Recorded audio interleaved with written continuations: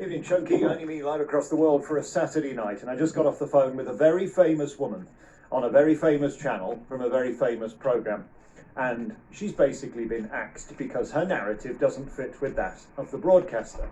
I want you to know there is no such thing as free speech, and I've told you this before, and I have never seen it more loudly than days like today, having got off the phone with a devastated star who, because of her opinions, will not be appearing on your TV in the near future. There is an unspoken rule that if you go against the opinion of the lefty snowflake brigade, who all have the same opinion, you will be silenced. Dr. Mike Yeadon has been silenced today on Twitter, again because his opinions, even though he's a doctor, he is not welcome in the public domain. He has to go underground like some sordid purveyor of public knowledge that is not welcome by the media, by the broadcasters, or indeed even by social media. Do you remember Parler? That was the place they all told me to go. Go on Parler. Look how quickly that was closed down.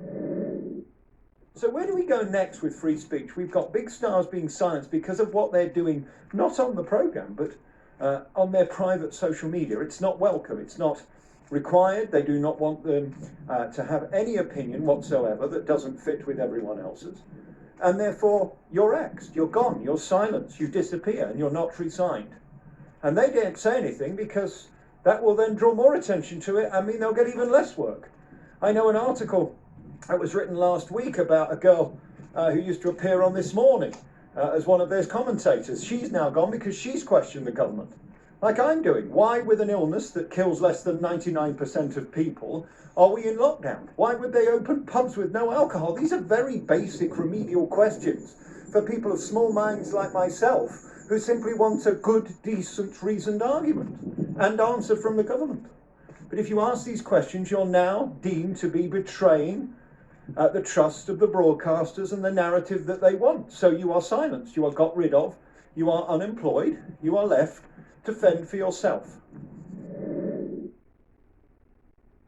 So when I said before that there are people who want me silenced, this isn't personal. When I said before there is no free speech, this isn't about me and my narrative. This is across your whole media, that people who want to speak, I'm speaking to them day after day after day, they're being silenced and they're being deplatformed because of their opinions that don't fit with the namby-pamby pinko liberals. And when we look at my situation with the saboteurs who went to incredible lengths and are still going to incredible lengths to get me off air, to silence me, in the hope that I'll kill myself through the pressure of it, let's be under no delusion, these people won't stop until you're got rid of. Thank God for Google and YouTube so far, but they could turn any day. But just know your biggest stars are sat there talking to themselves, staring at a wall, because their bosses are so scared of their opinions and the fact their opinions doesn't match that of the establishment, that they are being taken off air, silenced and effectively sacked.